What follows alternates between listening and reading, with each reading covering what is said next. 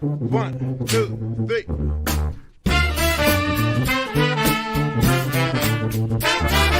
get some more. Have it in. Get some more. Let's get some more. Well, hello, and welcome to tonight's edition of My Whiskey Den, your favorite public access whiskey review show where craft whiskey is king, and we are doing it again tonight. We are looking at Northern Waters Distillery Straight Reed Whiskey, also known as the Old 51. This is one of their standard releases that they actually have there. Now, we did have Peter Nomm on an evening with quite a while ago. We'll put a link to it up here.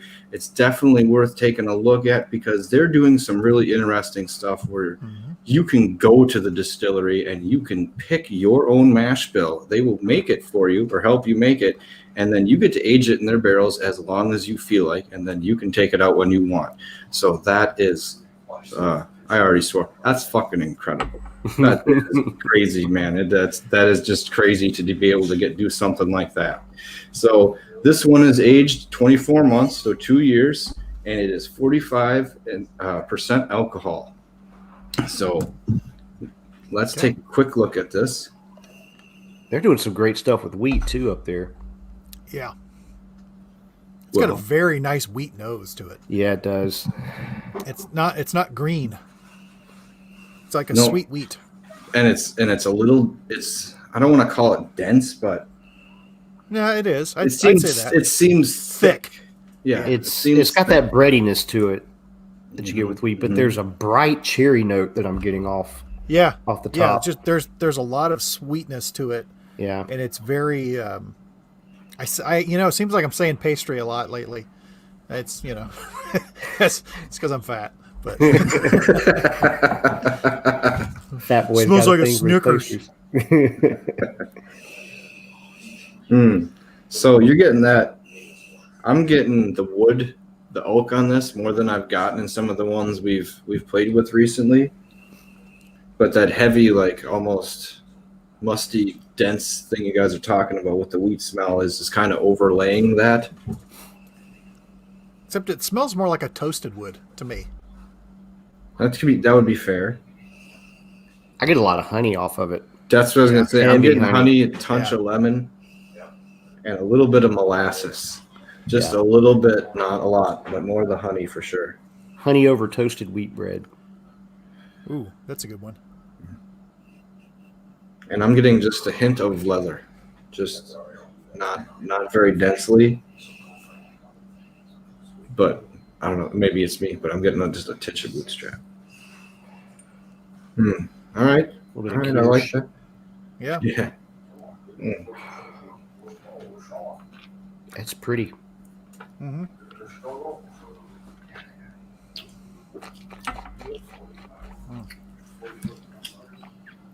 Okay.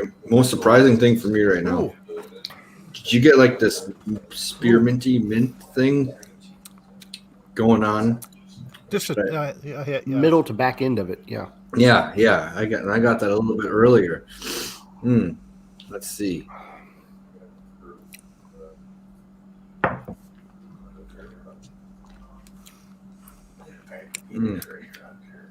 Boy, that's nice. It is. The notes for me really stack on the back end of your tongue, kind of middle to back end of the tongue. It's just like it's just really dense right there. A little bit of tickle on the side of the cheeks. Yeah, and it's nice. It's nice and heavy. All right, let's go over some of the actual flavors. Obviously, honey comes through on the flavor big time. I get a honey butter on warm wheat bread. Okay, you're saying the wheat bread. I can get in that, but I still think I'm getting a little bit more spice on the back half. Like I'm getting a little more nutmeg and cinnamon for a second. The cinnamon's sticking along in the finish for me. I get that in the very back of my throat. Yep. Okay. Just like that's it. But everything else up front is everything else is just really pleasant, and even the spice is pleasant. It's a very pleasant whiskey. I'm really liking this a lot. I think I like the taste of it more than I'm liking the nose on this one. I like what you're saying, Mike. The bread, the wheat bread with like a honey butter spread on there. And for me, it's if you've ever had a cherry, like cherry preserves or cherry jam that's got a little bit of kirsch that they did with it. That there's like a hint of that going on in there as well. And then that spice kind of stacks up on the back end of it. It's much more really layered enjoyable. It's much more layered than what I was expecting. Mm-hmm. I mean, like some other wheat whiskeys are a little more sublime, and this is really, it's nice for a 2-year, especially considering some other things that we've been seeing in the 2-year realm. I'd say it's better than some people's 4 years, but I think a lot of the 2s are better than 4s recently. Yeah, that's what I was say. It's nice for it's nice for a wheat whiskey. I mean, it's not knock your socks off wheat whiskey, but it's a very nice, pleasant whiskey. This would be a fantastic sipper. And do you know? I mean, how much was the bottle? Do you remember? I want to say I think a full bottle was probably in the $30-ish range. I'm not 100% sure. 30, 35. That's pretty. We got the Vault. Oops, shit, damn camera. We got the Vault series. That's what we got on this one. So we got the experimental one. That's good. I would sit this over standard makers. Talking about as far as a wheat whiskey goes, and it just overall, I think it's well put together. It's well structured. There's nothing that's really off about it. No real sharp, spiky notes to it. It's pleasant, like you expect a wheat whiskey to be. And typically with wheat whiskeys, you don't find a lot of complexity, I think, in most of them. But this one's got enough going on to keep you a little bit interested. But at the same time, it'd make a nice background whiskey and just, I'm really enjoying the finish on my side of stuff. The more that like this, I have a second or third one and let it sit while you guys are talking. The finish is really just kind of sticking around, and I am still getting some darker flavors, a little bit of spice. Like everything is still there, like a couple minutes later. So this is a really nice finish, though it's not heavy and oily like you would expect with something sticking around this long. No, but I've noticed that after I had my third pour of it, it builds a little bit as you're having it. And this is because of that finish and how light that is.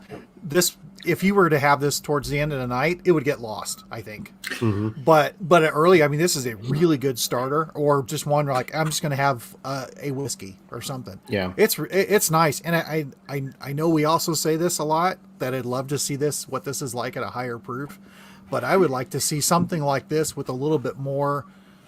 Maybe a little bit more complex wheat whiskey at a higher proof and blended together and see what that's like. Because I bet that would be.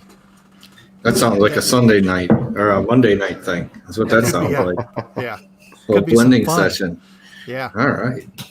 I'm with you, Patrick, on the finish is good. It's making me think of like a chocolate wafer with a hint of vanilla to it. That's what I'm getting off of it. So. Yeah, I'm really digging what this is kind of putting almost on. A vanilla wafer. Almost a vanilla wafer. What are you? Almost a vanilla wafer. Almost a vanilla wafer. That's almost on the verge of being diabetes. You're diabetes. It's just is on the edge of it, right on the edge. So you got to be careful.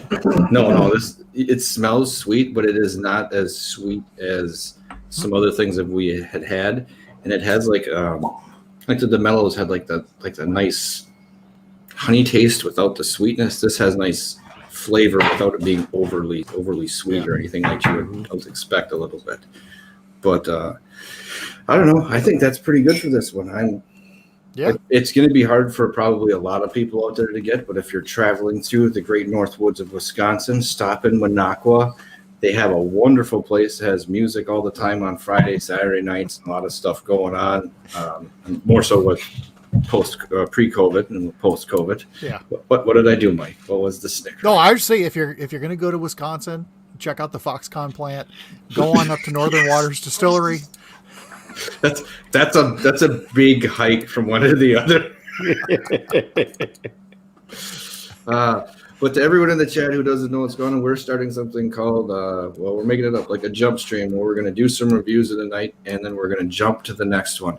So the next one we are actually going to be doing will probably start in 5-10 minutes, and we'll be reviewing the Havana Club Extra Age Cuban Rum 7-year-old is what we're going to be doing another one tonight. We're going to try to get through some of the backlog of whiskeys.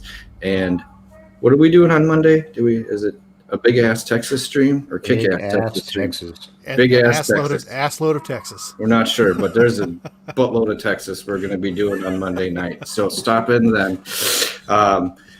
I don't know. Thanks, Peter, for making a really nice whiskey. Being 2 years old, that's pretty surprising for them. Yeah. So if you're in the neighborhood up there, stop in and check them out. They're doing some neat stuff. It's a great vacation spot. But remember, it's not the size of the den that matters. It's the love of whiskey. Cheers, everyone out there. Cheers. Cheers. Let's get into it. 1, 2, 3.